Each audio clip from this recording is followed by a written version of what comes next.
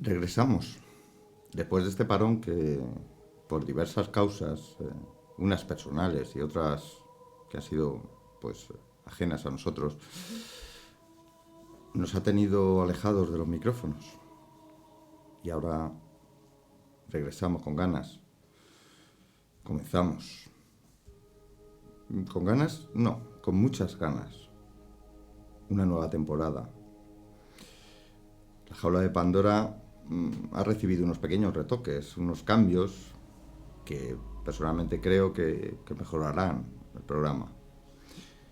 Secciones nuevas que sustituyen a las ya existentes y que además creo que son por su contenido interesantes y gustarán. También ha habido otros tipos de cambios en el equipo que forma la Jaula de Pandora. Esta vez por un motivo muy diferente al que propició el cambio que ha sido propicio para el cambio de secciones. Un motivo además inevitable, impredecible y triste.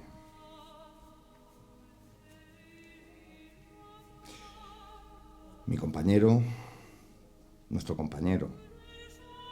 amigo, Antonio Franco, nos dejó. Falleció al comienzo de la pandemia, pero aunque Antonio no volverá a sentarse a mi lado, aunque físicamente Antonio no esté con nosotros en el estudio, Antonio Franco está y lo estará siempre en mis recuerdos, en los recuerdos de todos los miembros de la Jaula de Pandora. Y sobre todo, Antonio está en mi corazón. Y queremos que este primer programa de la nueva temporada sea una dedicatoria desde el cariño de todos nosotros para Antonio Franco. Espero, amigo, que allá donde estés puedas oírnos. Te echamos de menos, Antonio. Soy Javier Díaz y esto es La Jaula de Pandora. Empezamos.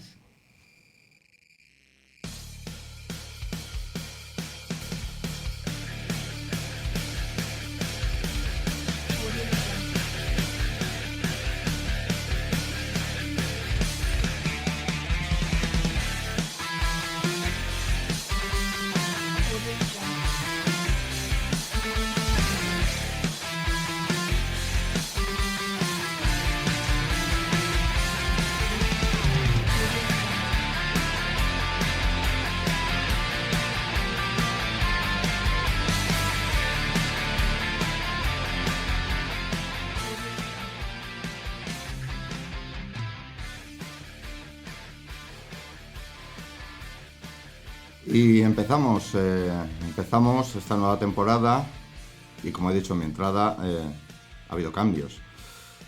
Y cambios en los que formamos, en los que componemos el programa, el equipo de la Jaula de Pandora.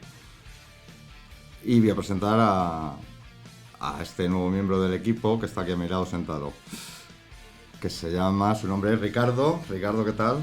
Muy bien, aquí a ver de qué hablamos, a ver si informamos de cositas curiosas, interesantes y raras. Espero que sean muy raras, todas. Sí, eso no lo tengas, en duda. Ricardo, aquí mi compañero, es un auténtico experto en cine, de ciencia ficción, libros, le encantan los juegos de rol. A lo que me está empezando a aficionar a mí y me encanta, la verdad, no lo conocía. No conocía yo los juegos de rol y la verdad que me gustan. Pues muy bien, gracias y bienvenido al equipo. Muchas gracias.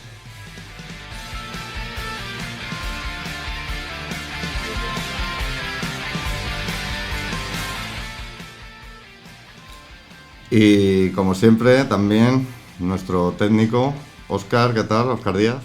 Hola, ¿qué tal? Bien, aquí empezando otra nueva temporada, a ver qué tal. Pues esperemos que como mínimo igual que la anterior, pero esta va a ser muchísimo mejor. Pues bienvenido también, bien, y empezamos.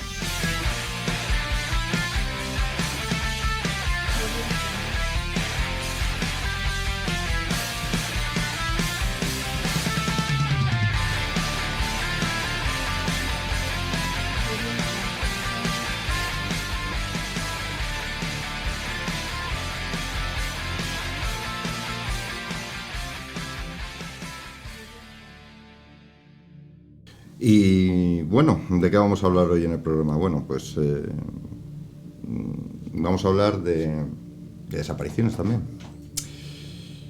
Hay ciertas zonas del planeta que parece que por alguna circunstancia tienen una especie de imán para las personas, para que en esas zonas las personas desaparezcan.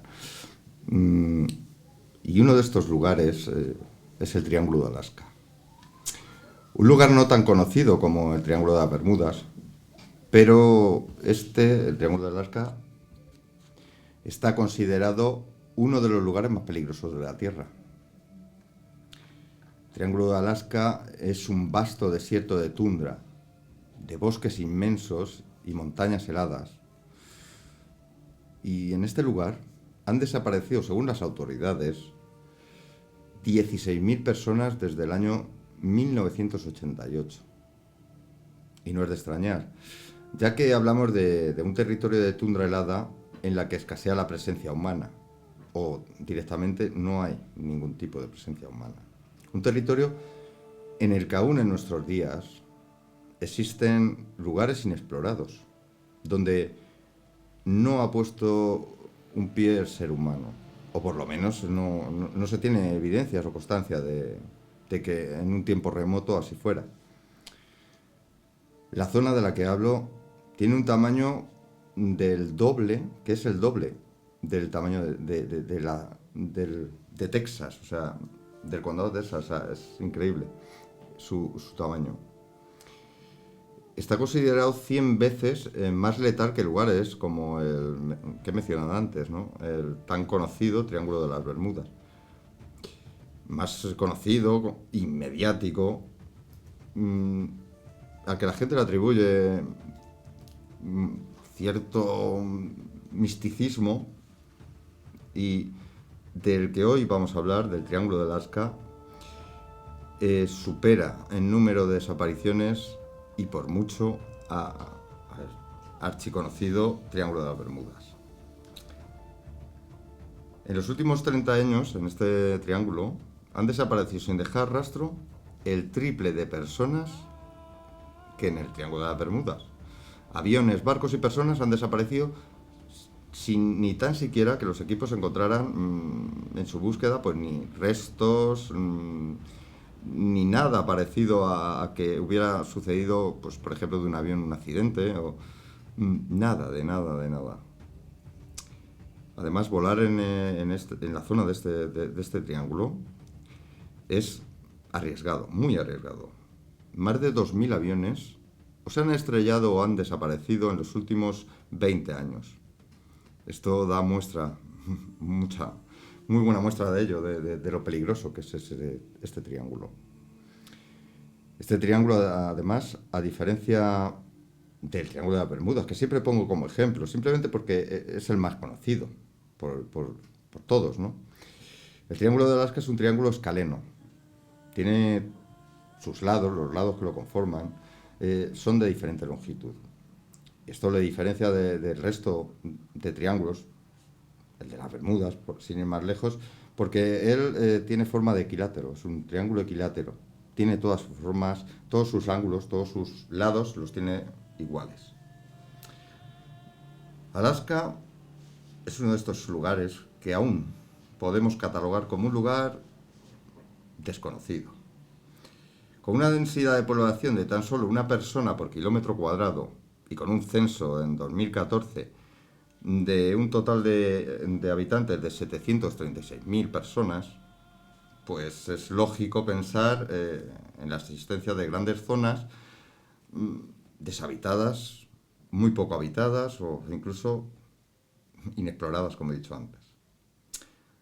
Es lógico también que pensemos en lo fácil que resultaría desaparecer en alguna de esas zonas, ¿no? De las zonas deshabitadas. Tanto por alguien que quiere como alguien pues que podría sufrir algún tipo de accidente, el ataque de algún animal salvaje, y nadie volver a saber de aquel desafortunado a que le ocurra. Alaska además cuenta dentro de su territorio con más de 1.200 ríos, más de 3 millones de lagos y aproximadamente unos 600 kilómetros de cordillera. Sin dudar, es un lugar en donde no resulta nada difícil desaparecer. Y si además a todo esto le sumamos que Alaska es un lugar con unas condiciones climáticas adversas, llegando incluso a condiciones extremas en algunas zonas, pues estamos ante un cóctel perfecto para que propicie desaparecer. Bueno, como curiosidad, voy a contaros que nuestro país, España, allá hace ya siglos, pues fue uno de los que organizó varias expediciones, las que fueron ordenadas por el rey Carlos III, con la intención de que fueran colonizadas, ¿no? De crear allí residentes, o sea, que fueran zonas habitadas por españoles. De estas expediciones, las capitaneadas por Bruno de Ceda y de Alejandro Malaspina fueron las más importantes, y de las que han quedado lugares a los que ellos, gracias a esas expediciones, dieron nombre, ¿no? Como el glaciar de Malaspina o ciudades como Córdoba. Pero bueno, eso solo es una curiosidad. Y dejemos de hablar de expediciones españolas y comencemos con casos de desapariciones de este triángulo, que además tiene una media de desapariciones anuales de 3.000 personas. Esto son datos de las autoridades del Estado. 4 de cada 1.000 habitantes, desaparecen. Teniendo en cuenta la población que tiene el Estado, pues es alarmante. Y además es más del doble del promedio nacional de Estados Unidos. O sea, la suma de todos los demás estados que forman este país, Estados Unidos, solamente en el estado de Alaska desaparecen el doble de personas que en el resto de todo el país. Además, una de cada 250 desapariciones que se producen en Estados Unidos han sido dentro del espacio que conforma el Triángulo de Alaska. Con lo cual, es un lugar donde es habitual desaparecer sin dejar rastro. ¿Qué te parece estos datos que estoy dando, Ricardo? Me parecen curiosísimos y creo que es mucha gente la que desaparece. Los aviones, 2.000 aviones. Sí. A mí me parecen datos, no sé, alarmantes, diría yo. Sí, es muchísimo, es un número muy alto en cualquiera de los casos. Con 3.000 personas, una media de 3.000 personas desaparecidas en Alaska, con una población tan pequeña, no sé, se van a... Sí, al final no habrá nadie. No, claro, o sea, es que si siguen desapareciendo ese ritmo, al final no habrá nadie. Claro, además hay gente, he leído que es raro, o sea, los habitantes, los que viven en Alaska, quien no conozca, o sea, todos conocen a alguien que ha desaparecido. Claro. Siendo tan pocos. O conocen a alguien que conoce directamente. O sea, es normal. Sí. Son muy poquitos habitantes. Pues fijaros, en uno de los vértices que forman el Triángulo de Alaska se encuentra la ciudad de Barrow. Esta ciudad es la población que está situada más al norte del continente americano, excluyendo las islas, claro. Es posible que el nombre de esta ciudad le suene a alguno de los oyentes, claro. ¿A ti te suena? A mí me suena algo... 30 días de noche, ¿verdad? 30 de oscuridad, sí, sí. Puridad. Buenísima peli. Vamos, a mi parecer, mm, interesante película. Curiosa.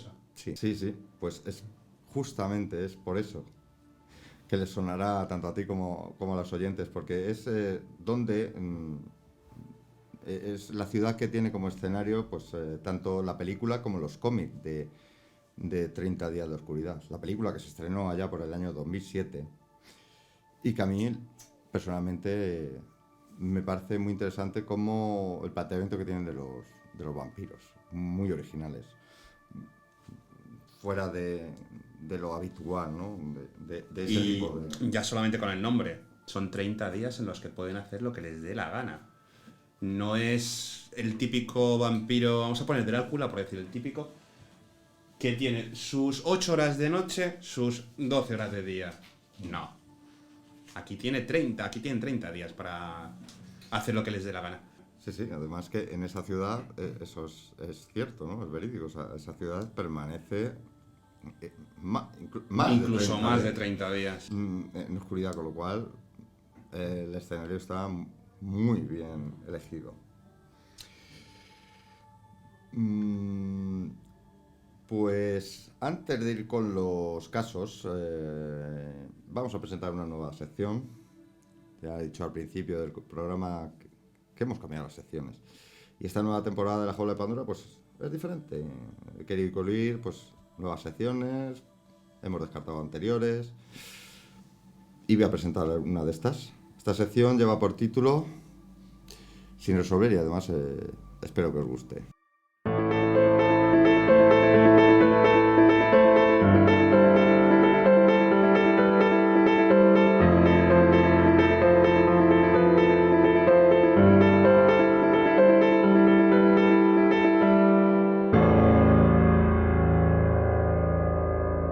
Pues en esta sección lo que vamos a tratar, los temas que trataremos, principalmente, como el nombre de la sección indica, pues es sin resolver.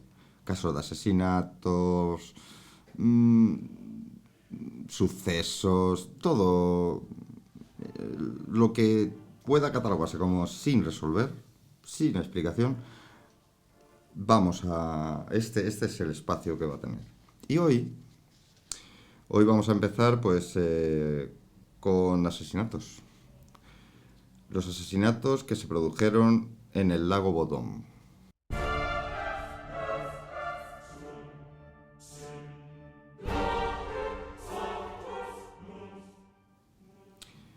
Uno de los casos más importantes sucedió en Finlandia, un país que tiene una tasa de homicidios muy baja y de delitos en general. Y a día de hoy todavía se mantiene el caso de los asesinatos del lago Bodom en la categoría de no resueltos. El lago está situado, bueno, pertenece a la ciudad de Espoo. Está también a unos 22 kilómetros de Helsinki, la capital de Finlandia. Y en el verano de 1960, exactamente fue el día 5 de junio, un grupo de adolescentes, de jóvenes, compuesto por Maila y Anja, dos chicas, dos niñas de 15 años, a las que acompañaban sus novios de 18 años, Seppo y Nils, pues decidieron pasar la noche allí a orillas del lago, ¿no? El grupo llegó en dos motos que pertenecían a los novios y eligieron un lugar donde montar sus tiendas y dos tiendas de campaña que montaron pues para pasar la noche, ¿no? Divertirse, lo habitual, ¿no? A esa edad, ¿no? Hacia las 6 de la mañana, varias personas que estaban en la zona y que habían ido al lago con la intención de ver pájaros, ¿no? Eran aficionados a las aves. A través de sus prismáticos vieron como una de las tiendas, que pertenecían a este grupo, se desmoronaba, caía. Y un hombre rubio y con la parte de arriba de color rojo salía huyendo de la zona, corría en dirección contraria. Bueno, tampoco, aparte del hecho de lo que vieron, no les llamó mucho la atención, ¿no? O sea, no se alarmaron por eso. Más tarde, a las 11 de la mañana, un carpintero de la zona que buscaba madera para un trabajo, paseaba por allí, ¿no? Pues buscando material, llamó a la policía e informó de haber hallado unos cuerpos allá en el lago, en la orilla. La policía acudió a toda prisa, evidentemente, sin imaginar la dantesca y salvaje escena que encontrarían al llegar. Las jóvenes Anka y Mayla, junto con Seppo, uno de los chicos, habían sido apuñalados hasta la muerte. El gran número de heridas que mostraban sus cuerpos indicaban a los investigadores que el ataque fue brutal. También se percataron los investigadores, la policía, de que aquel atacante o atacantes se habían llevado objetos, pertenencias de los chicos. Al mismo tiempo, se percataron también de que faltaba uno de ellos, faltaba un chico. Los agentes comenzaron la búsqueda por todo el lago, hasta que finalmente lograron dar con él.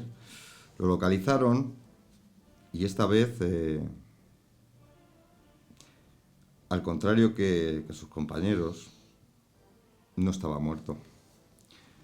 No estaba muerto. Es ahí donde este caso empieza a ser desconcertante. Niels, que era el chico que faltaba y al que localizaron, como ya he dicho, no estaba muerto. Aunque herido, tenía varias fracturas en mandíbula y una conmoción cerebral, pero estaba vivo. Fue ingresado en el hospital mientras la policía seguía con sus investigaciones. Y tras varios días, donde Niels permanecía ingresado en el hospital, y cuando vieron algo de mejora, pues fue interrogado por los agentes. Lo único que los dijo fue que a él le pareció ver al atacante. Vio a un hombre que vestía de negro y rojo, y que éste se acercaba al lugar donde ellos estaban acampados. No recordaba nada más. Los investigadores concluyeron que el asesino no atacó dentro, no entró dentro de las tiendas a cometer los asesinatos, sino que lo hizo desde fuera, desde los laterales de las tiendas, y que para ello utilizó un cuchillo y un objeto de gran tamaño y peso, romo. Ninguno de los objetos fue localizado. Incluso dragaron parte del lago, fue escrupulosamente buscado por la zona y ninguno fue hallado. Como ya he dicho, el asesino o asesinos habían objetos de los chicos. Y curiosamente faltaban las llaves de las motos, pero las motos seguían aparcadas allí donde los chicos los habían estacionado. Y esto llamó mucho la atención de los investigadores, les pareció muy raro. Pero no es lo único desconcertante que vieron de lo que se percataron los investigadores. La policía encontró los zapatos de Nils, los zapatos que pertenecían a Nils, el único superviviente que todavía permanecía en el hospital, los encontraron a 500 metros de las tiendas y no cerca de donde fue localizado, con lo cual no encontraban explicación alguna cómo los zapatos llegaron a ese lugar. No había explicación. Y en el transcurso de la investigación la policía, los investigadores cometieron errores, muchos errores. Errores que luego les resultaría caro y inevitable, o sea, que diera pie a lo mejor, quizás, debido a estos errores, el caso no ha sido explicado, no han encontrado a culpable. Debido, yo creo, y también otros investigadores, a que, como ya he dicho, ese país es un país que no tiene delitos apenas. Y encima estos asesinatos se produjeron en un pueblo. Los agentes se encontraron con una escena poco habitual, a la que no estaban acostumbrados ni tampoco preparados. Esto hizo que, por ejemplo, no acordonaran la zona donde se produjeron los asesinatos y encontraron los cuerpos y dejaron que tanto curiosos como otros agentes de policía pues andaran libremente por la zona, destruyendo y contaminando pues lo que podrían haber sido a lo mejor pruebas que llevaran al culpable. Tampoco se tomó nota de detalles, de cómo se encontraron ciertas cosas. Nadie se preocupó de tomar nota. Otra cosa que también luego lamentaría. Una cosa que la policía sí que consideró muy interesante fue cómo hallaron el cuerpo de Mailia, una de las chicas. Su cuerpo fue encontrado encima de las tiendas, de una de las tiendas donde ella suponemos que dormía. Y además estaba desnuda de cintura para abajo. Esto la diferenciaba con el cuerpo de los otros dos cuerpos que estaban dentro de la tienda y a ninguno le faltaba ninguna ropa, ningún tipo de indumentaria. Además, Malia presentaba en su cuerpo más heridas que en los otros dos cuerpos. Y además, luego el forense concluyó que parte de las veces que fue apuñalada había sido una vez Malia ya había fallecido. Esto demostraba pues una brutalidad hacia ella especial. Durante la investigación fueron muchos los sospechosos interrogados. Y entre estos, uno de los principales era Pauli Luoma. Este era un delincuente habitual de la zona, ya conocido por la policía, que a las pocas horas de los asesinatos fue detenido, además como sospechoso de los asesinatos porque estaba en busca y captura, había huido de una prisión. En su interrogatorio, este individuo argumentó tener una coartada. La policía investigó y la dio por válida, con lo cual fue puesto en libertad y después de que cumpliera con los otros delitos que tenía y dejó de ser sospechoso. Otro de los principales o de los que más llamaba la atención a la policía era Valdemar Gujistron. Este era encargado de un kiosco en la ciudad de Tawa. Era conocido por ser una persona agresiva y además, estando en prisión por otros delitos, aparentemente había confesado que era él el asesino, quien asesinó a este grupo de adolescentes. Esto lo hizo, curiosamente, antes de morir ahogado, justo en el lago Bodón. Murió ahogado allí en el año 1969. Los investigadores, bueno, tomaron en cuenta su confesión, pero no encontraron ninguna evidencia que demostrara que eso era cierto, que él había sido el asesino. Entonces los investigadores dirigieron su mirada hacia otro sospechoso. Este era Hans, un presunto espía de la KGB y ex-nazi. Además, este señor, Hans, la mañana del día 6 de junio, o sea, la mañana que encontraron los cuerpos de los chicos,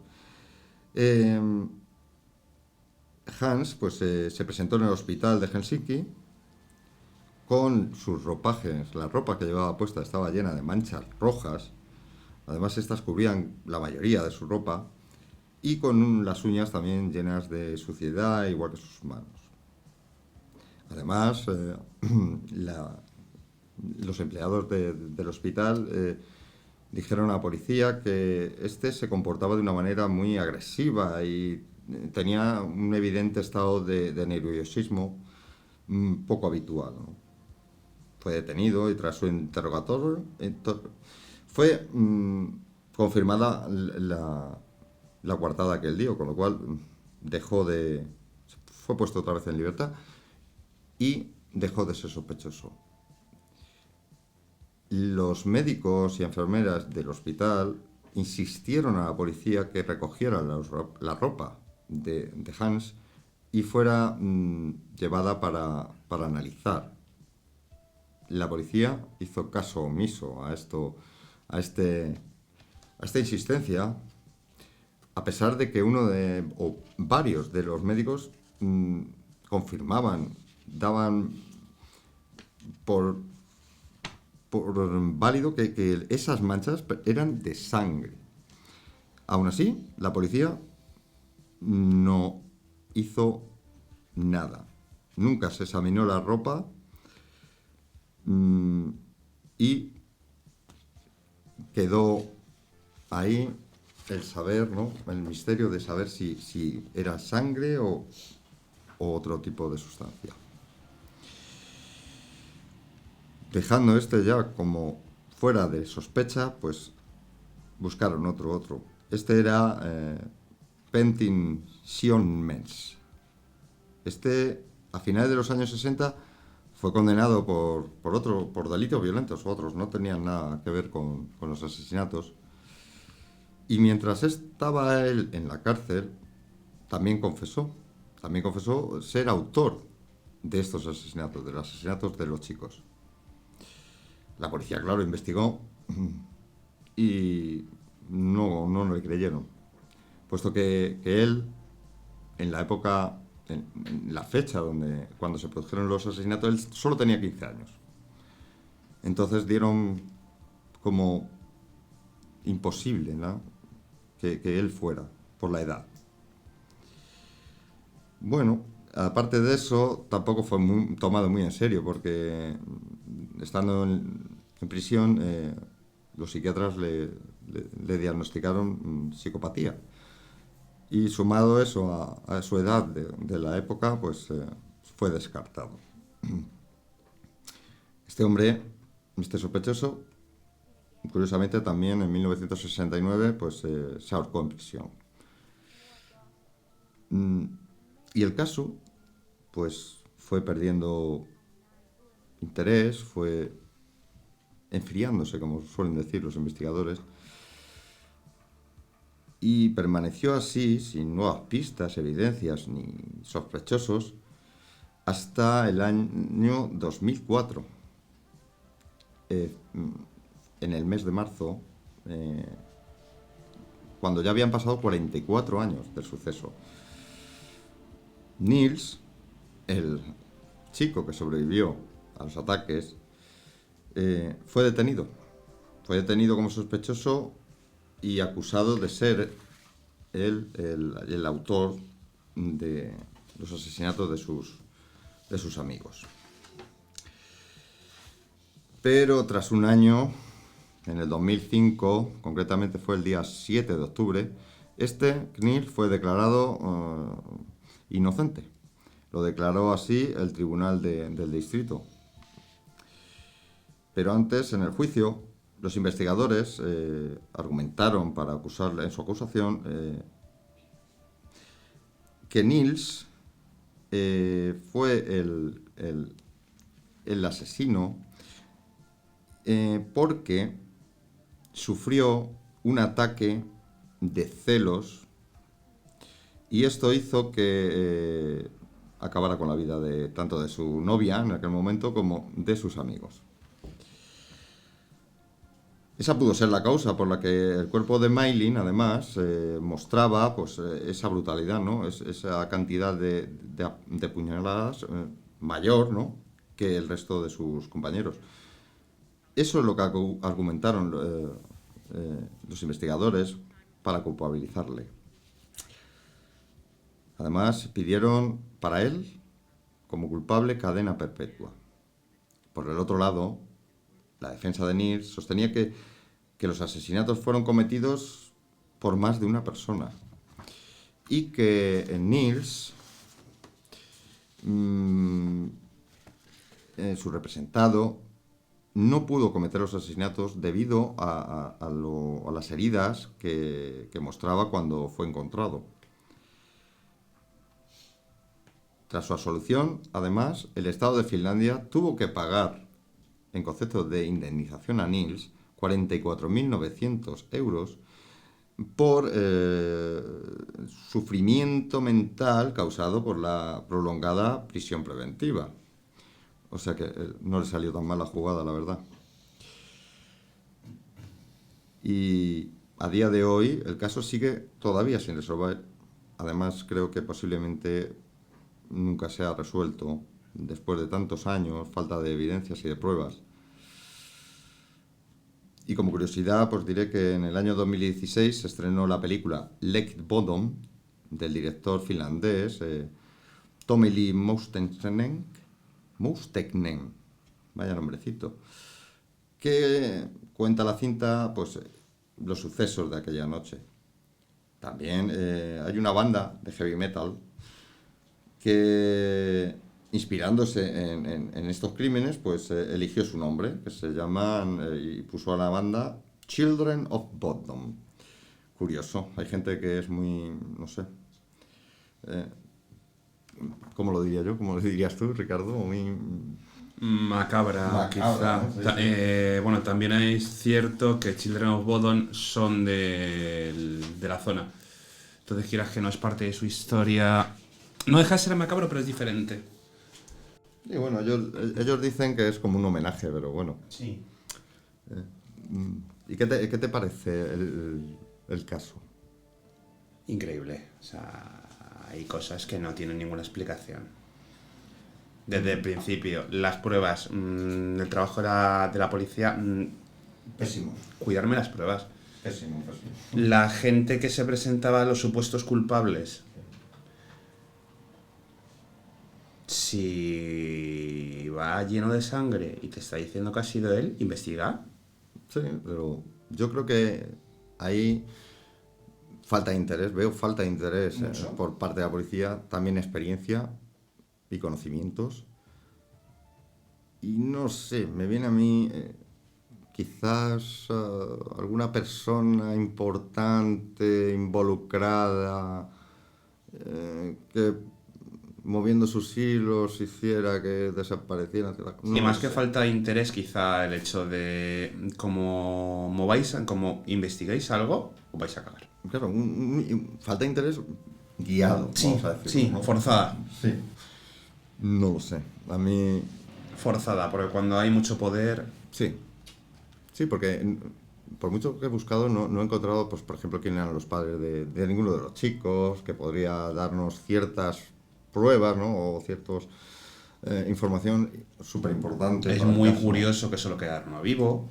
Sí. ¿Y por qué aparecieron los zapatos? Sus zapatos. ¿Quién? ¿O qué? ¿O cómo? ¿Qué pasó?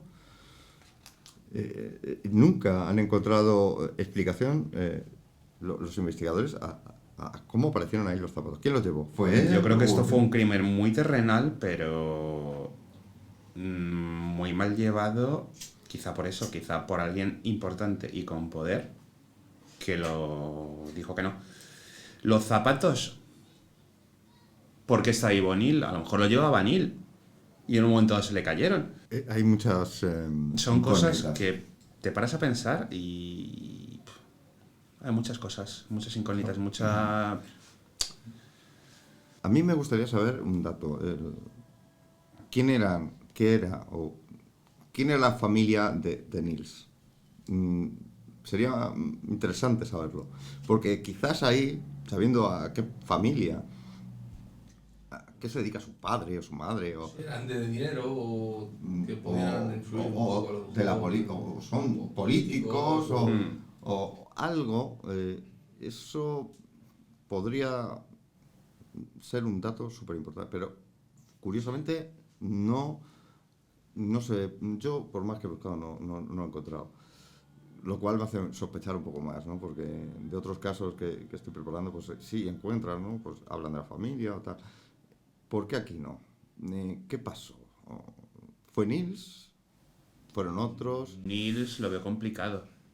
No, porque justamente él va... no sé si lo he dicho, la ropa que él llevaba cuando fue encontrado era justamente la que la gente que estaba viendo aves dijo que había visto al chico huir. Claro, huía, si fuera esa persona que vieron, cuidado, que iba vestida igual, o parecido, vamos. Huía siendo él, vamos a ponernos en esa... Huía porque... ¿Huía de los atacantes o huía porque había cometido asesinatos? A lo mejor no hubo solo un atacante, es otra posibilidad. Si fue O era un Nils, plan concertado por Nils con algún acompañante, en último momento cambió de idea y le metieron a él... A ver, Nils fue Porque Nils encontrado... también estaba herido. Sí, y fue encontrado inconsciente. Hay investigadores que argumentan, ¿no? Fue él mismo y luego se golpeó para justificar o buscar... Hubieran encontrado con lo que se había... Claro, evidentemente, donde estaba con el objeto... Se lanzara golpeó. contra un árbol, pero Claro. aún así, si hubieran mirado un poco, verían la Si sangre. si el delito o los asesinatos los cometió Nils junto con alguien y luego le dijo, golpéame, madrecita, si casi se lo carga. O sea, no sé yo, pero su colaborador, vamos, no lo mató de milagro. Sí. No sé, es una posibilidad. Pero aún así, ¿qué hacían los zapatos a 500 metros de Nils manchados de sangre? Y él estaba descalzo a distancia. O sea, no te explicación. ¿Qué fue? ¿Dejó los zapatos y luego volvió corriendo para atrás? ¿Dónde están las A lo mejor le armas? arrastró a alguien hasta allí, pero se hubiera visto. Tampoco hay datos, fíjate qué curioso, no hay datos de su novia, de Amalia, de si a chica que le faltaba toda la ropa de cintura para abajo había sido violada o abusada sexualmente. Sería un dato súper interesante. Es que eso no se investigó. ¿Qué pasa con ese forense?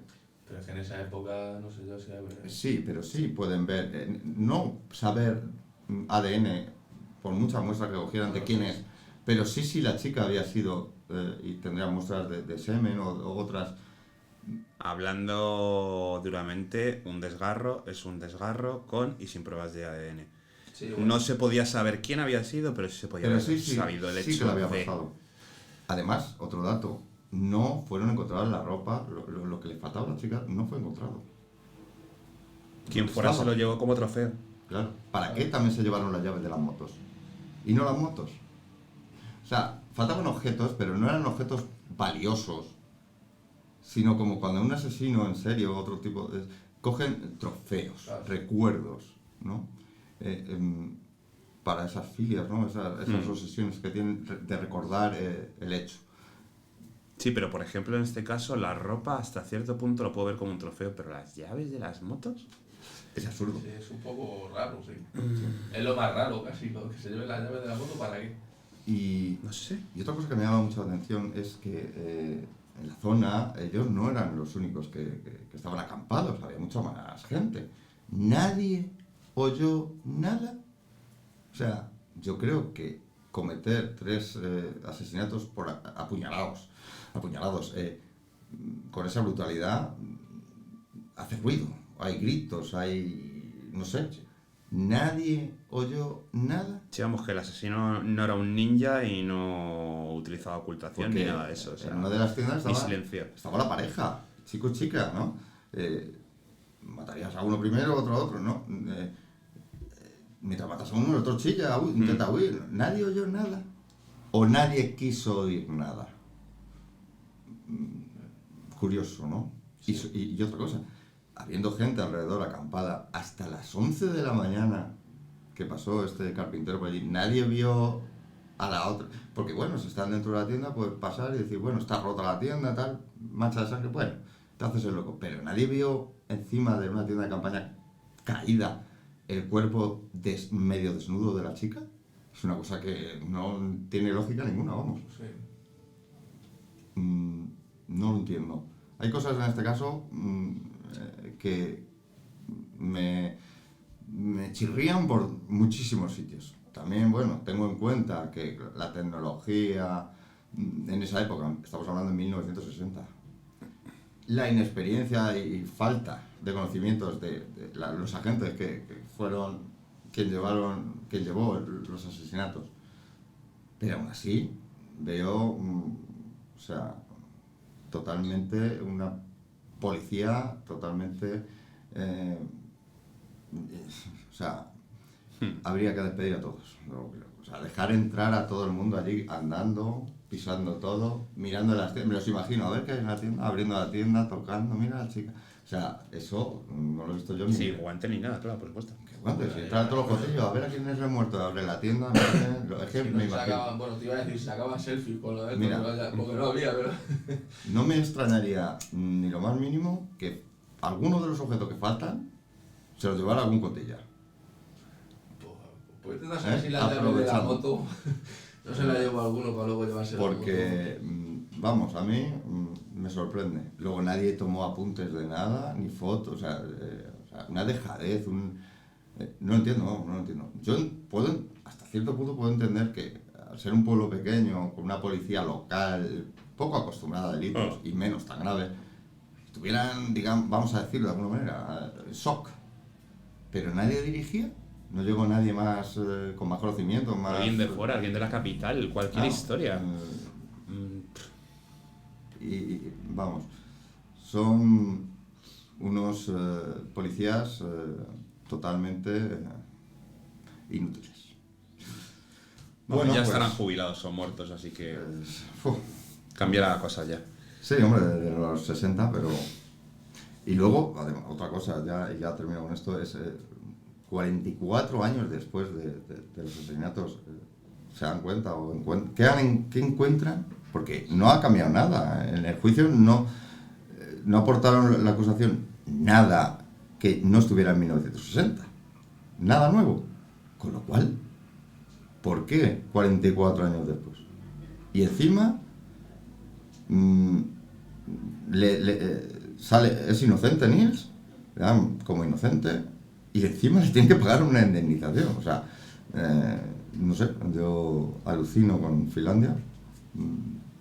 Y Muchos años después, es que no, es muchísimo, que... muchísimo. Madre mía. Bueno, pues... Un gran misterio que Sí. seguir ahí. Y nada, pues ahora continuamos.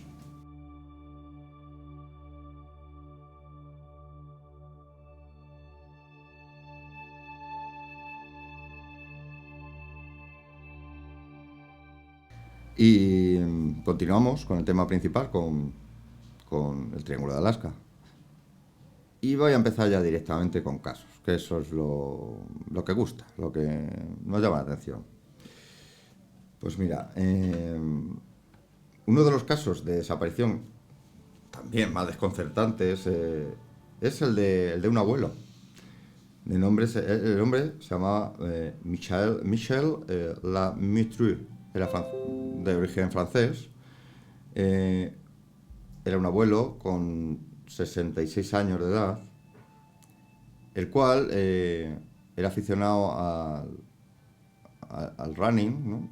A correr, y participaba en una competición anual que hay allí, se llama la carrera anual de Mountain Marathon. La montaña se llama Marathon, y se celebra todos los años pues un acontecimiento allí, ¿no? Pues este señor participó en el 2012 en la carrera que se celebró el día 4 de julio, donde los corredores tenían que recorrer una ruta que además serpenteaba, ¿no? Ladera arriba, y luego volvían a bajar por la montaña, por el monte Marathon, y que tenía una distancia de 3,3 millas y media. No es una distancia muy grande, pero hay que tener en cuenta, ¿no?, que subían la ladera y luego bajaban, por lo cual era dura, y teniendo en cuenta frío y demás. Pues estos 3 millas y media, el ganador de ese día, de esa competición, recorrió la ruta en menos de 45 minutos. El último de los participantes llegó allí, a la meta, la cruzó 3 horas más tarde. Pero Michel no había llegado. Faltaba. Bueno, el clima empezó a ser más frío y húmedo, las horas iban pasando, ¿no? Los oficiales de carrera, los organizadores, bueno, decidieron esperar. Y no estaban preocupados. Dijeron, bueno, vamos a empezar, vamos a esperar y no vamos a ir a hacer una búsqueda todavía, no vamos a dar la alarma. Y tuvieron que transcurrir 6 horas más para que finalmente los organizadores se decidieran a organizar una búsqueda. Nunca más nadie volvió a saber de Michel. Tras la búsqueda no hallaron ni la más mínima prueba, nada que indicara que había sucedido con Michel. Nada. Buscaron por todos sitios, grietas, cuevas, todo. No hallaron absolutamente nada. Yo me pregunto, ¿qué ha pasado ahí? Porque claro, supongo yo que, como es habitual en las carreras, ¿no?, en este tipo de competiciones, habría gente diseminada, ¿no?, por todo el recorrido, ¿no?, tanto de la organización como gente que está viendo a los participantes, supongo. Y nadie vio absolutamente nada. Este hombre se esfumó. No se cayó por algún sitio, ¿no? Pues buscaron a conciencia, adrede, a fondo. No hallaron nada. Pues a mí me sorprende mucho y me gustaría encontrar alguna explicación a este caso. Pero mira, os voy a contar otro, voy a hablaros de otro. Yael Tiarce, una chica, cenaba con su compañera de habitación, que se llamaba Kendra. Estaban cenando en la noche del 11 de octubre del 2014, del año 2014. Cuando terminaron de cenar, pues Kendra, la compañera de Yael, pues ella estaba cansada y decidió acostarse. Yael, sin embargo, por su parte, pues no tenía nada de sueño y decidió pues salir a dar una vuelta por el barrio, a pasear. Pero Yael esa noche fue rechazada por un hombre del que ella ya llevaba tiempo enamorada. Y este hombre pues la rechazó. A la 1:40 de la madrugada, Yael envió a un amigo un mensaje de texto estuvo recibiendo y mandando mensajes hasta 2 horas más tarde, cuando Yael envió el último a su amigo. Hasta ahí la noche pasa. A la mañana siguiente, Kendra, la compañera de habitación, al despertarse encuentra la cama de Yael pues vacía y hecha. Y el coche de su compañera también aparcado fuera de la vivienda. Bueno, no se alarmó. Aún así, Kendra pues, llamó y además estuvo enviando mensajes al teléfono de Yael pues, durante todo el día. Pero ninguno de estos, ni llamadas ni mensajes, fueron recibidos por aquella terminal, puesto que siempre daba el mensaje de apagado. Y tuvieron que pasar 5 meses, hasta que el bolso de Yael fue encontrado. Y fue encontrado enterrado en la nieve. Estaba en las afueras de la ciudad de Anchorage. Y es lo único que hasta el momento se ha encontrado de Yael. A día de hoy sigue desaparecida y además no hay ninguna prueba, ni sospechosos, ni nada para conocer qué sucedió con Yael. ¿Qué le pasó esa noche? ¿Qué te parece? Estos dos. Súper interesantes. O sea, son cosas curiosísimas, siempre. Estoy mirando yo un caso también muy curioso. El 16 de octubre de 1972 se produjo la primera de las desapariciones que llamó más la atención. Sí. Que fue un avión privado con 6 personas a bordo, en el que viajaban varios políticos destacados. Sí, lo conozco el caso. Ahí, a raíz de ahí, a pesar de que ya llevaban... Sí, ya llevaban 20 años investigándolo. Hay desapariciones durante...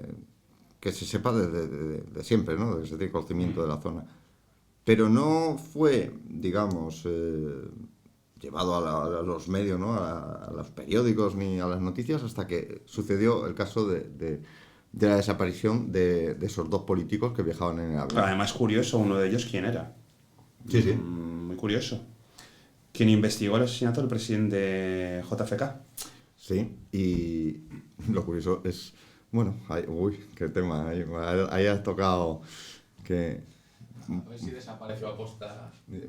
El caso es que, no sé, fue la búsqueda más grande que ha habido en Alaska, donde participaron multitud de tanto aviones militares y del gobierno como civiles en la búsqueda de estos desaparecidos, y no encontraron lo más mínimo, ni un mínimo cacho de que se hubiera producido un accidente y nada, absolutamente nada.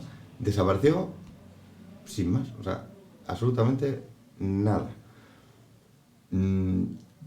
Y como bueno, pues los otros 2000, ¿no? Que he dicho antes, o sea, y bueno... El de 1950, el avión con 44 pasajeros. Sí. Y... todo lo que hay. Es que hay... Vamos a ver, que estamos hablando de solamente del año 1988, 16.000 personas. Pero si ya nos remontamos a los años 60, se calcula, hay datos de 60.000 desapariciones. Esto es alucinante. Alucinante. Y cuando hablamos de desaparición no hablamos de luego se secuestran, no. Estos datos se refieren a de los que no se tiene la más mínima idea, prueba, ni hay manera de explicar qué ha pasado. Con lo cual, fíjate, me parece una cantidad alucinante, grandísima, preocupante. ¿Qué sucede ahí? Porque estamos hablando, como he dado los datos de antes, del triple de desapariciones que en el Triángulo de Alaska. De Bermudas. Sí, perdón, de las Bermudas, cierto. tan mediático, tan conocido, tan famoso, llevado a películas, a cine, a libros, con multitud de explicaciones de por qué sucede en el Triángulo de las Bermudas. Pero sobre este triángulo no hay nada.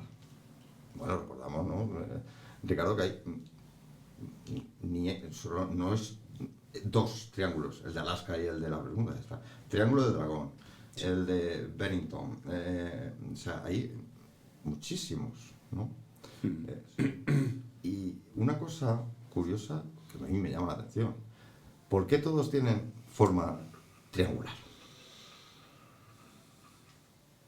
Hombre, es evidente que no tienen esa forma tal cual, ¿no? Pero digamos, sí, más o menos, ¿no? Yo creo que la fórmula triangular es el hecho del poder que tiene el número 3. Podían haber dicho que tiene forma de cuadrado, pero yo creo que el número 3 es un número con bastante poder. Y por eso dicen, es un triángulo. Sí, pero por ejemplo, otras cosas, otras circunstancias, siempre se marcan las zonas redondas, ¿no? Sí, Redondel, la zona en el caso de la búsqueda de un desaparecido y demás, sí, pero... ¿Por qué aquí las zonas, en los triángulos, o sea, son esa forma, triangular, y no un rectángulo, un cuadrado o un redondel, que abarque la zona? No, ¿por qué tienen...? Yo creo que es por eso. Esa forma. Yo me inclino a pensar que por eso. Por el poder que tiene el número 3 en numismática. ¿No? Sí. Numerología.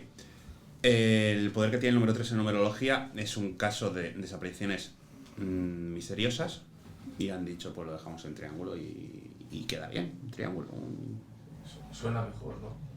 No van a decir el círculo de Alaska o el círculo de... A lo mejor si lo hubieran empezado a decir con las Bermudas, que yo creo que es el primero del que se habló, sonaría normal. Pero el primero que habló de esto dijo triángulo y se queda en triángulo y ya está. Ya, vale, estoy de acuerdo contigo. Si esto no hubiera luego sucedido en el resto de sitios, de esas zonas donde se acumulan esa gran cantidad de desapariciones, ¿no? Pero es que el triángulo yo me imagino será porque es como los satélites, ¿no? Para triangular la zona, pues es eso. Una forma de decirlo, vamos, no es... Sí, estoy de acuerdo contigo. Pero normalmente cuando se marcan zonas siempre se hace redondel, ¿no? Lo que abarca la zona, sí. Un centro, ¿no? Y de ahí pues lo que abarca. Sí, porque realmente es la triangulación, pero dentro de la triangulación es el círculo igual. Si os referís, o es por el hecho de situarla entre 3 poblaciones o 3 puntos, pero ¿por qué en estos casos sí y en el resto se hace de otra manera? Vas a ver. A mí es curioso, oye. Aquí no vamos a sacar Habría que buscar a la primera persona que dijo triángulo de las Bermudas, o triángulo del dragón, o triángulo de Bering. Pero yo lo que pienso es por qué hay estas desapariciones en todos los triángulos que hay. Sí. ¿Por qué? Claro. Pues nadie tiene la respuesta. De momento. Y bueno, yo vamos a pensar en esos portales dimensionales. Sí, ahora en el último bloque, en la última parte del programa, vamos a hablar de las diferentes hipótesis, teorías y tonterías, también decirlo así, que da tanto la gente como científicos como investigadores como solución al motivo que produce y ya te digo, científicos y tonterías, porque también hay cada uno que dice madrecita, me la ponemos. Pero antes de eso vamos a ir a otra sección, vamos a una sección que hemos titulado recomendaciones, y en la que hablamos pues de libros, películas, cómic, menos música, ¿no? Bueno, a lo mejor en alguna ocasión No se le ve con ganas de... Vamos, como es Ricardo quien lleva esa sección, pues que hable de lo que quiera. Yo tengo unos gustos musicales un poquito... Pues como los míos, siempre me lo han dicho. Raros, no. Poco comerciales, ya diría yo. Yo Pero- para nada comerciales, pero bueno, sí. Claro, Lo dejamos claro. ahí. Pero yo, como soy, y lo he dicho en este programa, soy un hereje para el resto de la sociedad, o por la gran parte de la sociedad, porque no sigo modas, ni a nadie, ni nada, pues en esto también, en la música, cumplo. O sea, quiero decir, me gusta la música con un trasfondo, con un sentimiento de quien la ha escrito, con una letra y nada comercial. Pero bueno, pues vamos a ir a esta sección, a recomendados.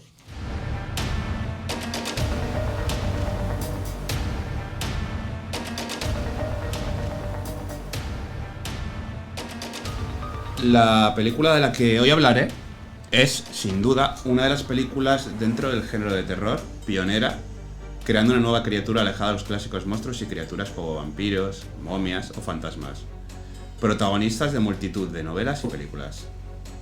¿A qué me refiero cuando digo esto? Pues a la película ya considerada de culto, La Noche de los Muertos Vivientes, del gran director George Romero, del año 1968.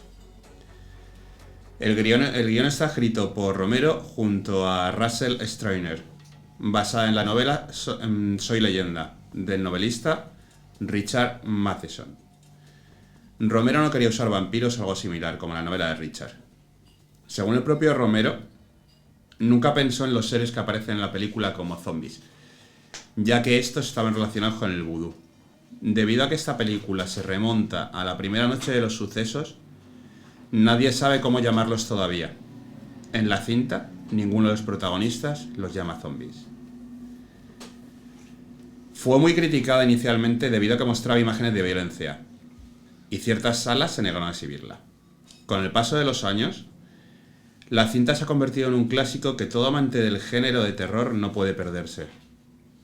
Ha sido una película que indiscutiblemente ha influido en el género de terror, que tiene su propio subgénero dentro de este.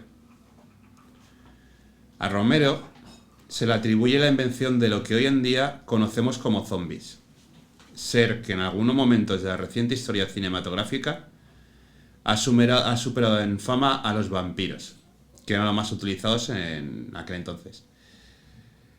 La cinta fue la primera del director, y la que más tarde le diera fama mundial, lanzándolo a lo más alto.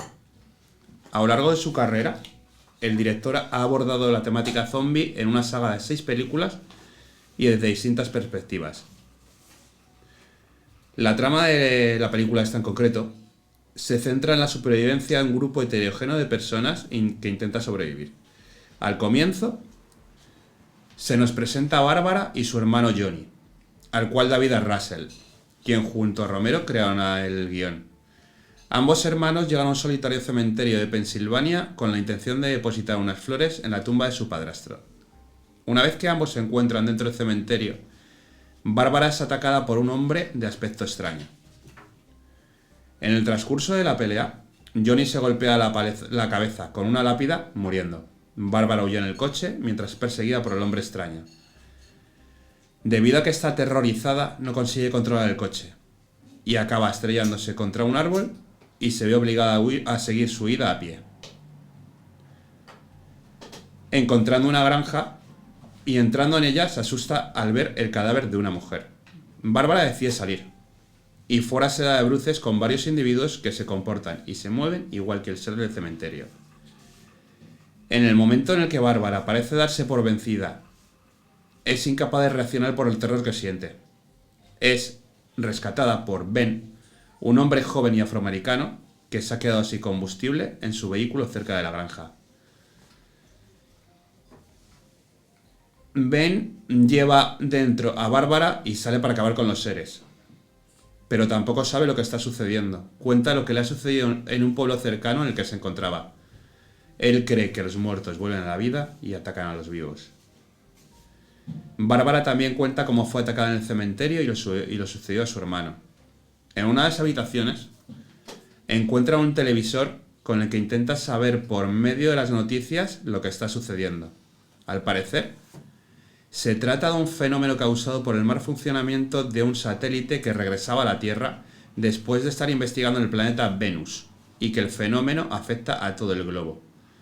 En la televisión también explican cómo destruir a estos seres que buscan víctimas vivas para alimentarse de ellas. El modo de acabar con estos seres es destruyendo su cerebro. Los que sean destruidos tienen que ser incinerados inmediatamente. Ben y Bárbara descubren que dentro del sótano se ocultaban 5 personas que han salido a escuchar el sonido del televisor. El grupo lo forman una joven pareja de la zona, Tom y Judy, también una familia de 3 miembros, Harry, Helen y su hija Karen, que ha resultado herida al ser atacada por uno de estos seres. El grupo no se pone de acuerdo sobre qué hacer para sobrevivir hasta que sean rescatados. En lo que sí están todos de acuerdo es en que deben tapar todas las ventanas y puertas que dan al exterior para impedir que accedan las criaturas. En la televisión dan nuevos datos sobre lo que está sucediendo. Informan de que han establecido centros de evacuación en todas las ciudades. Estos centros están preparados para cubrir las necesidades de los que lleguen. Advierten de la peligrosidad de enfrentarse a los cadáveres resucitados. El grupo vuelve a tener diferencias. La familia piensa que es conveniente intentar llegar a uno de esos puntos para que su hija, que ha sido mordida, sea atendida por los médicos, pero el centro de evacuación más cercano se encuentra demasiado lejos para llegar a pie y con el inconveniente de cargar con un herido. Buscan alternativas y deciden, ya que en la granja hay un surtidor de gasolina, que lo mejor es llenar el depósito de gasolina de la furgoneta de Ben. Salen entonces Ben, Judy y Tom, armados para defenderse con lo que han encontrado en la casa, mientras Harry distrae a los muertovivientes para facilitar que llenen el depósito.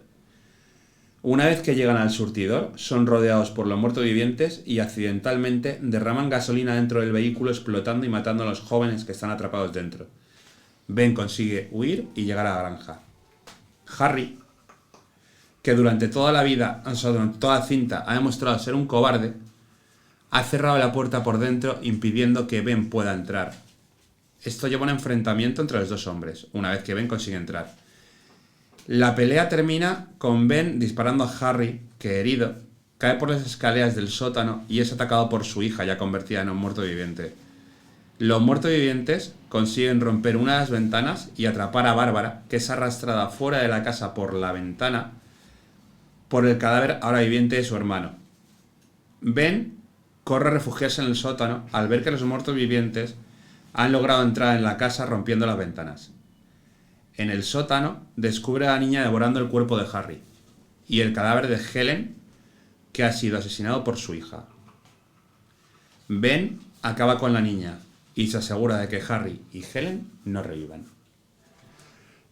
El final de la cinta, para mí personalmente, tiene un final poco esperanzador. Muestra cómo Ben sale de su refugio al oír disparos de un grupo de rescate.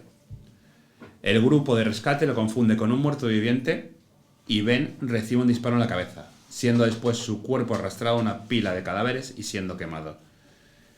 Romero en esta cinta quería reflejar cómo las personas actuarían ante un colapso de la sociedad. Mostrar las historias de cómo diferentes individuos responden y se comportan ante un colapso. Algunos aspectos de la historia contradicen ciertos elementos importantes de las películas posteriores de la saga. La velocidad de los zombies o su fuerza. Y es que Romero no se preocupó de crear reglas, ya que nunca pensó que esta película fuera la primera de una saga. Romero en varias entrevistas pues habla de sus comienzos, ¿no? Habla de esta cinta, que fue su estreno, y aunque él se basó en esa novela, ¿no? Él, como tú has dicho, no quería salirse de eso ya tan machacado de vampiros y los típicos monstruos. Y mira, creó uno que a día de hoy es un icono, ¿no? Dentro del terror, creando las bases, o sea, de cómo es un zombie. Aunque, como has dicho, su idea nunca fue una saga. De ahí el hecho de que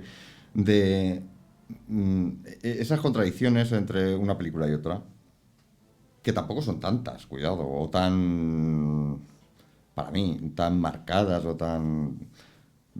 Porque, o sea, la velocidad, bueno, son lentos. Yo no me... Oscar, tú que también eres muy aficionado como yo a los zombies, ¿te suena, por ejemplo, en la segunda, en la del centro comercial, ¿no? El Amanecer de los Muertos, ¿te suena que cambie la velocidad o alguna diferencia? Sí, noto, sí una. Por ejemplo, en esta primera cinta, en La Noche de los Muertos Vivientes, los zombies sí son, tienen la habilidad, vamos a decir, de utilizar objetos que usan para romper lo que ellos han reforzado en las ventanas, lo usan. Y luego en la segunda cinta no tienen esa habilidad. Luego hay otra que no sé cuál es, que ya llevan hasta ametralladoras y todos los zombies. No, pero tú te estás... Madre mía. Pero hombre. esa es la de... Madre Será la mía. de Ejército de los Muertos Vivientes. No. ¿Es de Romero? No. Ah, pues si es de Romero no se No, sabe. hay una de No. Romero que luego ya al final que ya cogen hasta ametralladoras. Ah, sí, y todo. bueno, vale. Es que no me acuerdo cómo se llama ahora mismo. Sí. Pero esa es de hace pocos años. Bueno, pero han ido evolucionando los zombies. Sí, Mientras que el ser humano evoluciona, los zombies evolucionan. sí, Lo veo. También. Joder, me estaba yo yendo a otra película de zombies, también otro clásico que es Zombies Atómicos. Italiana, también de los años 70, 80, donde son unos zombies, bueno, súper curiosos porque estos zombies no se comen los cuerpos, sino que chupan la sangre, o sea, se alimentan de la sangre. Y estos sí, llevan armas, o sea, estos sí, vamos, de hecho vienen en un avión. Alucinante. Hoy en día hay tanto Eso es tipo de antigua zombies. también, sí, Claro. eso es verdad, es verdad. A ver, Que llevan motos y van es con un avión navajas, que eso, llega... sí. Son unos zombies, pero son humanos prácticamente. Es una mezcla entre vampiro zombie que hicieron ahí, rara. Es española. Bueno, pues. ¿Española? Sí. Es un La avión- invasión de los zombies atómicos. Sí. Sí, me suena a mí que llevaban motos y todo, Sí. conducían. Es uno de los zombies A ver, es una película que cuando tú y yo la vimos, Oscar, de pequeños, alucinábamos. O sea, Claro. además, ¿tú recuerdas cuál fue la primera película de zombies que viste? Sí, pero no me acuerdo la cosa. Apocalipsis Caníbal. A esa. Apocalipsis Pues yo creo Caníbal. que la primera de terror, o sea, de zombies que vi. Además estaba en la colección aquella famosa que en la que venía Apocalipsis Caníbal. Brain Death. Joder. Tu madre se ha O sea, comido a como mi era perro. película española. No, Sí. no, es de Robert Jordan. Y también... Oscar, No, joder, compañero. siempre voy a Robert Jordan. Es de... Actores, del ¿qué de Señor de los Anillos. ¿Qué actores hay en esa cinta? ¿Cuáles son los protagonistas? No me acuerdo. Vas a alucinar. Sí. No. Aquí Santa No, Wikipedia no puede ser. va a alucinar porque parte o gran parte de los actores de esa cinta son españoles. De ¿No? Peter Jackson es. Sí, una cosa es el director, otra cosa es quién paga y quién son los actores. Si sale Victoria Abril. Esa película sale Victoria Abril. A ver si te estás tú confundiendo. No, que No. Si este lo Que está no, mirando, que yo no. ¿Quién Que es la no. protagonista? Oye, Que no. La única que sale que puede ser española, que no lo sé, ¿Quién? tirando de San Google, es Diana Peñalver. Sí, es española, es de Sevilla. Pero... Pues, a ¿es ver, la única? Perdón, yo si me equivoco siempre lo rectifico y doy, vamos. Pero entonces es una mujer que sepa. A ver la foto porque a ver si se va a parecer a Victoria Abril. A ver de si su la mujer juventud. esta se te parece a Victoria Abril. No. No lo sé, es que no. Bueno, A mí no me sonaba, desde luego. Bueno, he dicho esta, pero... próximo día voy a comprobarlo y a los oyentes rectificaré o no. Dame la Pero dependiendo. es que hay otra versión. No, es muy famosa. Tu madre se ha comido a mi perro. Y ahora pensando, no sé si fue la primera de esa, fue la primera terroríficamente muertos. Terroríficamente muertos. Que también salen zombies. Bueno, más bien en la tercera en la que salen zombies. Hombre, ¿Sabe alguno? un clásico es la de La divertida noche de los muertos vivientes. Evil Death. Buenísima. Donde abordan ese tema, pero dándole Pero humor. zombie 100% yo creo que fue Brain Dead la primera. Pero mira, retomando, yo me acuerdo, Oscar, de aquella primera película que vimos de zombies, porque además lo recuerdo perfectamente.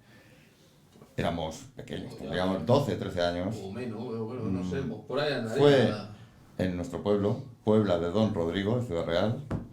Además, esa noche, tras acabar la película, casualmente, o no, ahí lo dejo, se fue la luz de todo el pueblo y se oían chillidos por todos lados de niños. Qué casualidad, ¿eh?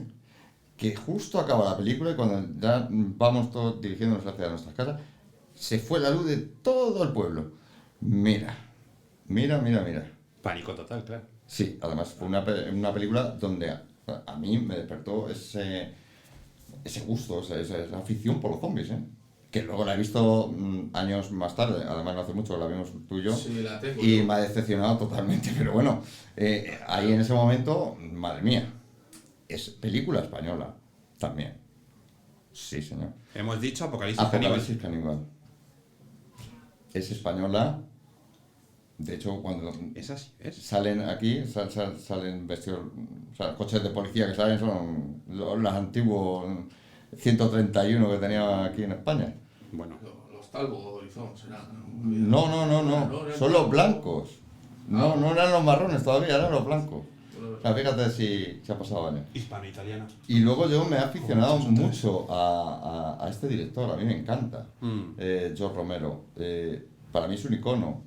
Luego ha ido, con la edad, pues no sé, equivocándose de cierta manera en algunas películas que ha hecho. Pero también hay que recordar que ha participado o ha sido el director de episodios de Creepshow. Ha hecho otra película que para mí también es genial, que es la película lo diré. ¿Cómo se llama la película? Crazy, no me venía a la cabeza. Crazy, La de Crazy.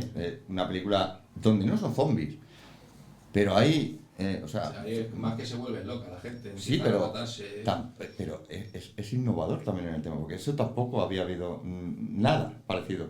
Es otro apocalipsis, otro fin del mundo, otro fin de la sociedad. Sí, pero que se vuelve loca la gente, ¿no? Sí, Porque buenísima película. sí que puede ser parecido al cómic que me estoy leyendo yo ahora, Crosset. Desconozco. Pero luego se ha hecho. Se vuelven completamente locos, les sale una cruz en la cara, que es como se les distingue. Se vuelven locos y solo quieren dos cosas. Bueno, solo quieren una realmente. Sexo. Vale. Pero digamos que normalmente me da igual lo que vaya leyendo en el bus y estos cómics voy leyendo en el bus y voy mirando por si hay algún cotilla para que no vea lo que veo. O sea, son Mira, durillos. En esta película de la que has hablado, de La Noche de los Muertos Vivientes, aparte de ser el estreno de George Romero como director y darle la fama, también fue el comienzo de carreras como por ejemplo del protagonista, ¿no? Del que es afroamericano. Gente pensó al principio que fue elegido así a posta. No. Es que como el grupo de actores son amigos de él, porque tenía un presupuesto de 114.000 euros y los actores son amigos suyos, Ben, el actor afroamericano, fue elegido porque era el único que tenía unos mínimos conocimientos o mínima experiencia en actuar. Por eso simplemente fue. Lo que pasa es que luego las voces fueron, o sea, la gente, pues. Y el trasfondo que él quería mostrar en la película realmente es una crítica a la sociedad, que en ese año, esa época es 1969, 68, estaba en plena guerra de Vietnam. Sí. Quería mostrar a la gente el monstruo, el zombie, que como el mismo Romero dice, en ningún momento quería llamarlo zombie. De hecho, nadie dice en la película en ningún momento zombie. Como vacíos, cuerpos vacíos. Refiriéndose a la gente en general, consumista, manipulada, ovejas. Es una crítica Sí. que él quería hacer de la sociedad. Bueno, luego ya eso quedó en el vacío, realmente. La gente eso ni se le pasó por la cabeza. Pero él es lo que quería hacer. Y ahí triunfó, vamos, para mí triunfó. Luego ya de ahí sacó el resto. Hubo un remake de una persona, además, que luego el director del remake de 1990 se llama Ramini, es el que en esta película, en La noche de los muertos vivientes de Romero, hace los efectos especiales. Y luego él se convierte en director, que lo habrás visto muchas veces, por ejemplo, en ¿cómo se llama? Abierto hasta el amanecer, que hace el de ¿cómo es? Sex Machine, hace el actor, hace el personaje de Sex Machine, y siempre es muy habitual también de películas pues como de Pulp Fiction, tal, o sea, ha participado tanto de director, dejó a un lado dedicarse a los efectos especiales y se dedicó a ser director, actor. Y a mí me parece muy bueno tanto como de actor como de director. La verdad me parece curioso. Y bueno, el remake pues lo hizo él. La verdad que es clavado. O sea, ves una, ves otra al mismo tiempo y... No lo ves en color, ¿no? Creo que sí, pero un poco más cambia. Yo no estoy seguro ahora mismo, pero podría jurar que hasta el actor, el protagonista, el actor que hace Ben, el afroamericano es el mismo. No. No. Pues es por eso Ben, digo, no, pero es gracias clavado. a Google, Pero es clavado. Ben es Tony Todd. Pero es clavado. Más conocido por ser... No tenemos espejos aquí, ¿verdad? Ah, Vale, Candyman. Candyman, película malísima, por cierto. Pues mira, juraría que era el mismo, es que hasta en los movimientos, la forma de moverse y tal, digo, sí que es clavado.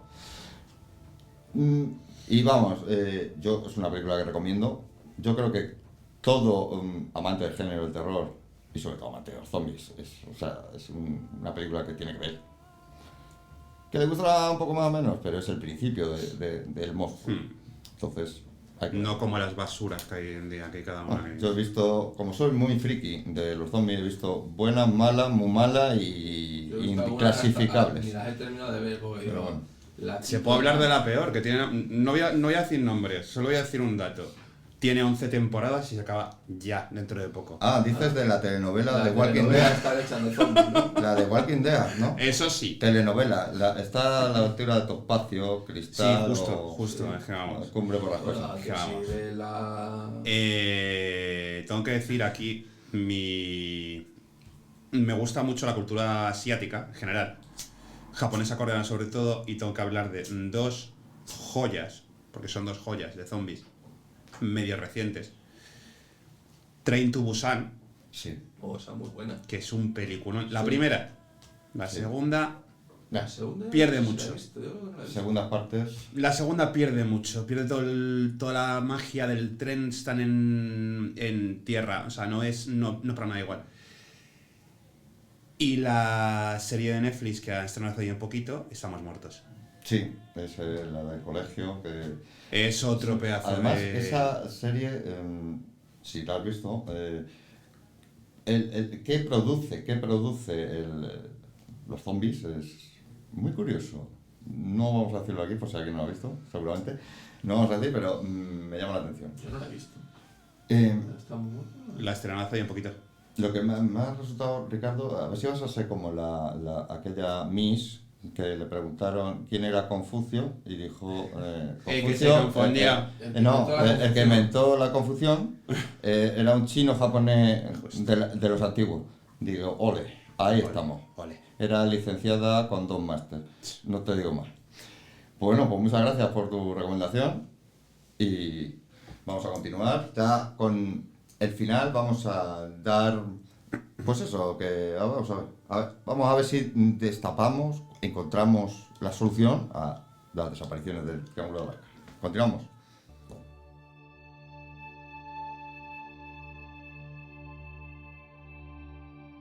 Y bueno, pues vamos allá con el último tramo.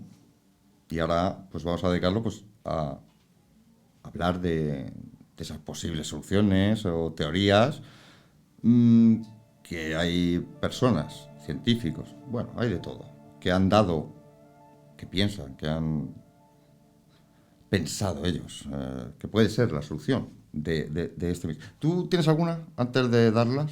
A ver si vas ahora tú a dar con la clave y nos hacemos de oro. Te dejo a ti, si veo que... Yo creo que es que a mí me gusta pensar todas esas cosas raras y creo que... Es que antes... Portales Ricardo, dimensionales, es que Eso, es que yo, si tengo o que... puertas espaciotemporales, o... un fallo que en esa zona, por lo que sea, debe de ser, yo, en mi opinión, por los minerales que hay en esa zona acumulados, ¿no? Tienen algún tipo de efecto o corto, hacen en algún momento, por lo que sea, un corto y hay un fallo espaciotemporal que si en ese momento te encuentras ahí, en ese lugar, te puede llevar, no sé, a otro tiempo, a otra dimensión, a otro lugar. Tú imagínate, nuestro planeta más del 70% es agua. Si tú desapareces ahí y apareces, aunque sea en el mismo día, en el mismo minuto, en otro lado, tienes muchas probabilidades de caer en medio del mar. Incluso puedes aparecer en mitad de una pared, dentro de una pared. Efectivamente, o en una montaña. En cualquier sitio. Entonces no te van a encontrar nunca. Además, evidentemente. te van a buscar en la zona en la que has desaparecido. Claro. Esa es una de las posibilidades que además no solo la decimos tú y yo, sino es una de las que dan varios científicos. Esa es la más rara, que luego puedes pensar cosas normales. Te puedes ir, por ejemplo, a avalanchas. Ya, pero... Pero no hay siempre hay avalanchas. A grietas. Pero en la época en la que estamos, una grieta puede... Pero vamos a ver, 16.000 personas, 3.000 al año desaparecen en grietas, no te No, con no. muchas grietas te cabe. No. O son muy torpes para que se siempre... O son muy torpes. Además, en los casos que hemos hablado, no hay ninguna grieta. Es decir, están... O sea, si hay una grieta o una avalancha, yo creo que salta a la vista, ¿no?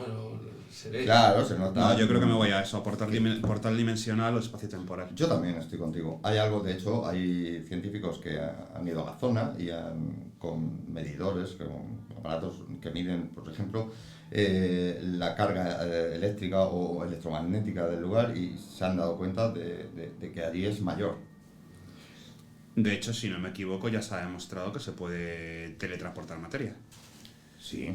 Lo que pasa es que de momento... Hace unos años. Sí lo han hecho, pero Sí, una nada, como me parece que han... Y el color de una...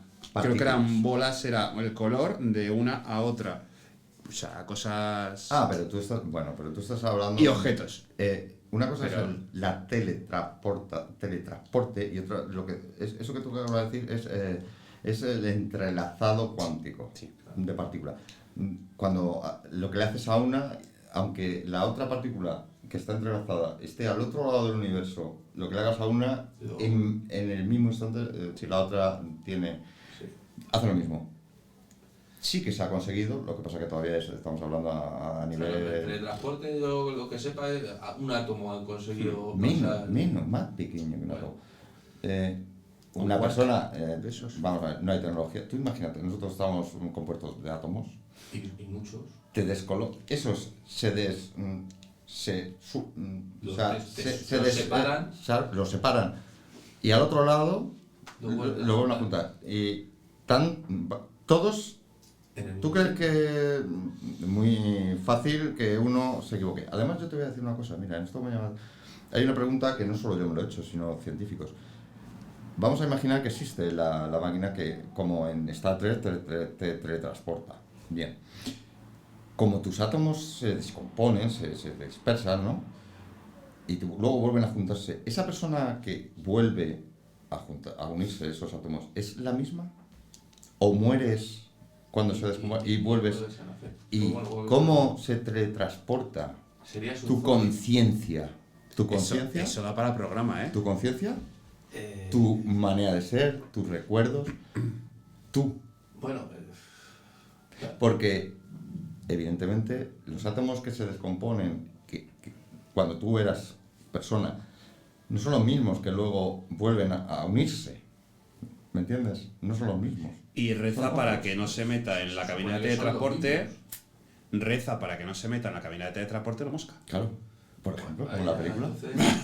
Entonces, la pregunta aquí, y no, ya te digo, se han hecho muchos científicos, es, esa persona que sus átomos se dispersan, muere, y luego al volverse a formar, juntarse átomos, ¿qué ha pasado con su conciencia, con sus recuerdos, ¿Es su clon? con su forma de ser? Su clon.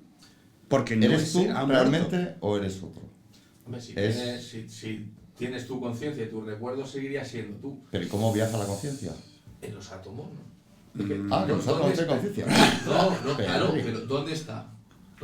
¿Dónde la tienes tú? ¿Qué te crees? ¿Que no hay? Pues eso se lo han hecho muchísimas preguntas. Claro, o sea, esa pregunta... se supone que nosotros estamos formados por átomos, en los átomos andará, ¿no? No se sabe. Vale, ya. Esa es uno de los... Además es un problema que plantean los científicos que están intentando crear esa máquina.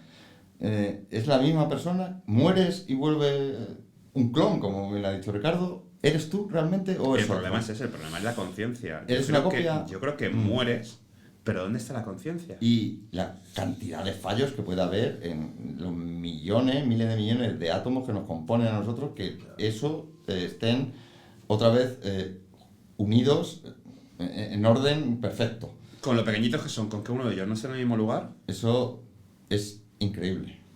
O sea, es que creo que hay un estudio que crear esa máquina para intentar saber en qué lugar va cada átomo, se necesitaría un ordenador tan grande como el Empire State para que calculara y tuviera, o sea, almacenara dónde va cada uno de ellos, con lo cual, imagínate. Y mira, como soluciones, otras soluciones a las desapariciones, pues, por ejemplo, dicen que pueden ser Bigfoot o Sasquatch. O el hombre del saco.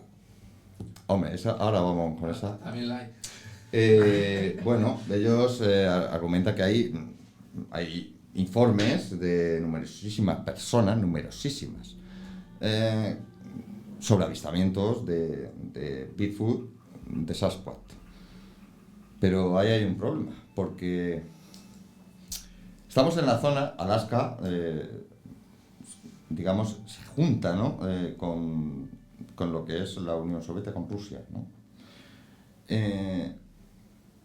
Porque en Estados Unidos tienes el pie grande, el Sasquatch, Bigfoot, pero en Rusia se llama Alma. ¿Qué decir? Y hay otra pregunta, ¿no? Y hoy estoy preguntón. ¿Alma? Sí. Pero es lo mismo. Es lo que te iba a preguntar. ¿Es el mismo ser o son diferentes especies? O, aunque parecidas. Primos hermanos. Pues es lo mismo, pero como han evolucionado en distintos sitios. Adaptación. Claro. Muy bien. ¿Justo? Vale, venga, compro. Que no, pero bueno. Es que otra cosa. Bueno, pues mira, por ejemplo, entre estos informes que dicen a ver, ¿no? que dicen que hay, algunos incluyen además evidencias donde han encontrado sitios de anidación, donde se supone que anidan o duermen o viven los Sasquatch. Además de un posible esqueleto y muestras de cabello. Pero muestras de cabello de Bigfoot, Sasquatch, Yeti, Alma, hay 100.000. De hecho, hay algunas, por ejemplo, que trajeron del Himalaya, que tenían los monjes. Hicieron prueba de ADN. O sea, no era de ningún Yeti, era además de un orangután. Pues bueno, si tienen el esqueleto, ¿por dónde está? Yo no lo he visto. ¿Por qué no hacen pruebas? Por lo cual... Pero si hicieron pruebas de ADN, ¿por qué saben que es de un orangután y no era de...? Porque si tiene ADN de orangután... Pero si viene del orangután... Pues no tendría parecido al orangután, pero no pero orangután. bueno, le faltaría alguna cosilla, claro. Vamos a ver, si tiene pico, es blanco y hace cuá, es un pato, Oscar. Podría ser. ¿Vale? Es sencillo. Si tiene dientes es una oca. Así funciona ahora mismo la ciencia. Ya. Que yo no estoy de acuerdo con ella, lo sabemos, pero... Claro, pero es que puede ser igual. Mira, además hay un informe que dice que algunas aldeas han tenido que trasladarse del lugar porque debido a los continuos ataques de este animal o ser. Porque dice que sufren continuos y aterradores ataques de Sasquatch. Bueno, O sea, y no les han sacado una foto ni nada. nada. Debe ser la única zona donde no tienen móvil todo el mundo, como aquí. No tienen cámaras para poner camaritas de seguridad o algo y así lo ven. A ver, yo supongo que esto estaremos hablando de alguna aldea de esta, pero no sé, la verdad. Un informe de 1943 expone que un hombre fue atacado por una de estas criaturas, que le golpeó. Y golpeó también a sus perros. Y que los perros además huyeron. Días más tarde, este hombre falleció. Pues claro, falleció debido a las heridas, además internas, a los golpes que había recibido, murió. Además, bueno, la gente que le trató dice que sí, que tenía heridas por golpes, pero, dieron por válido lo que él dijo, ¿no? O sea, cuando fue interrogado por la policía, pues bueno, él dijo que había sido un animal como un Sasquatch, y eso es lo que ha quedado en el informe. Que luego sea verdad o no, bueno.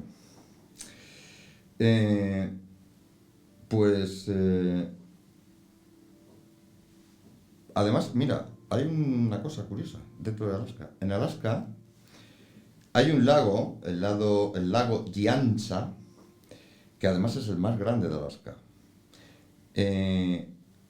Se congela, evidentemente.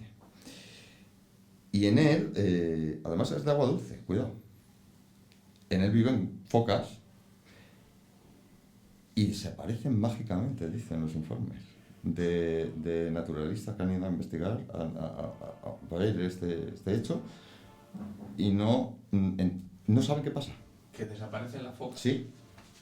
Dice que hay rumores de la existencia de una cueva subterránea por donde las focas entran y se meten en algún tipo de cueva, o sea, llegan a algún lugar donde hay algún tipo de microclima y allí pasan el invierno y luego Pero vuelven. luego vuelven. O sea, desaparecen, pero luego vuelven. Eso es lo que es una de lo que ahora mismo están, como leo aquí en el informe, dice que todavía esa teoría pues no está demostrada, claro. Pues hombre, es más fácil, le pones un GPS a la foca. Un de seguimiento. Sí. Pero bueno, también es curioso, hasta la foca desaparece. Bueno, pues si las focas se van a un microclima, los que desaparecen van siguiendo las focas, ven el microclima y dicen, me quedo aquí, que está mejor, más a gustito.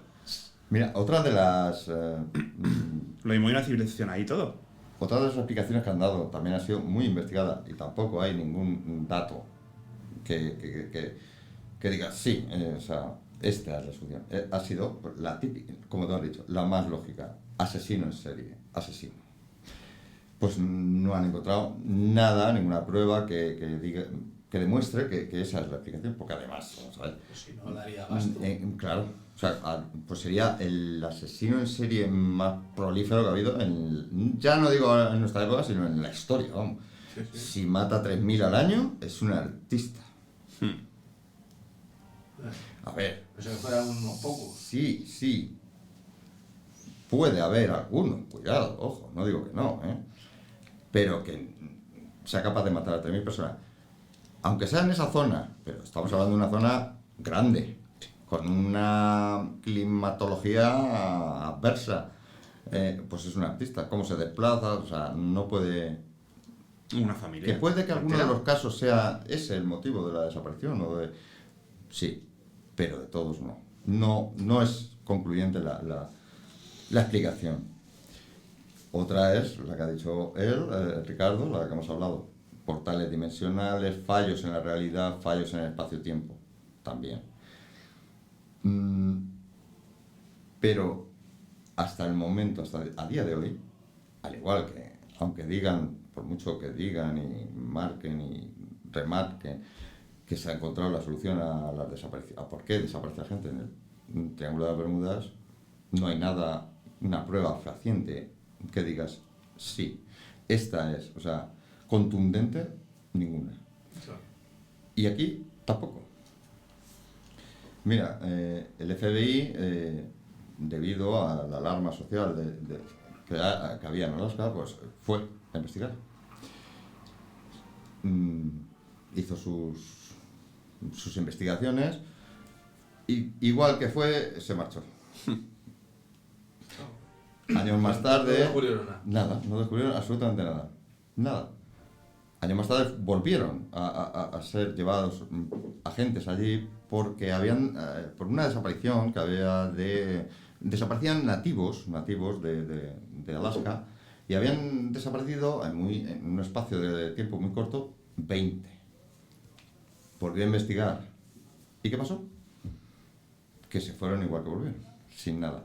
Ojo, si descubrieron algo, lo que salió a la luz o lo que ellos dijeron es eso, que no descubrieron nada.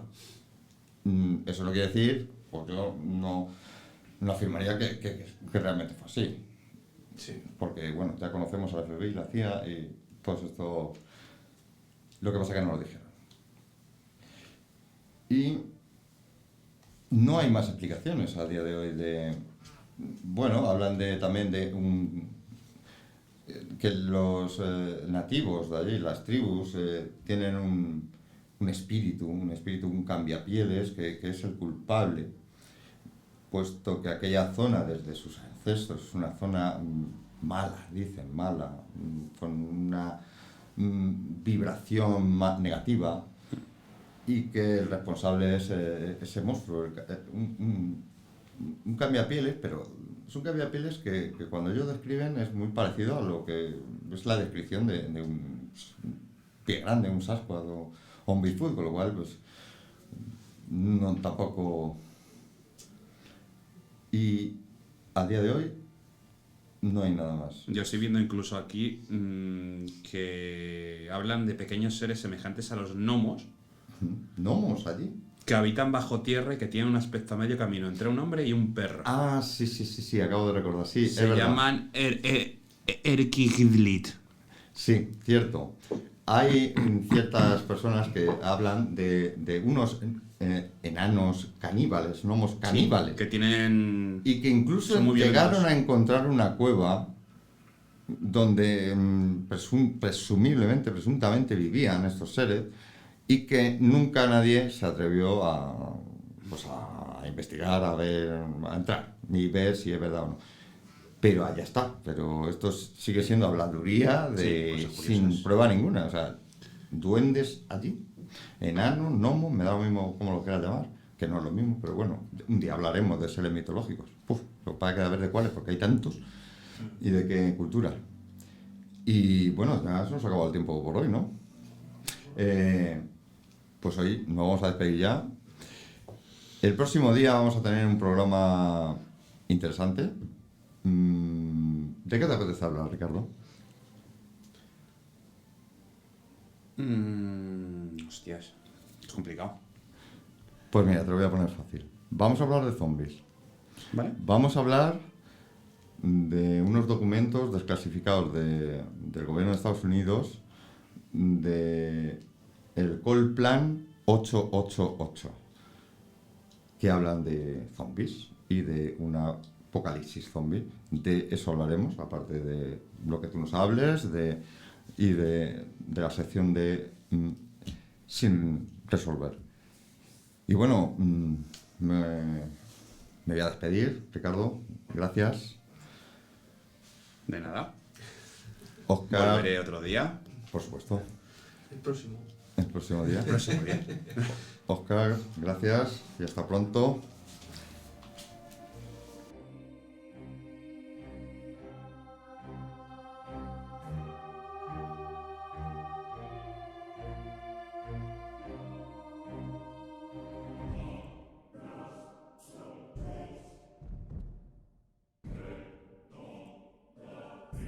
Y bueno, me gustaría despedirme con una cita. Una cita muy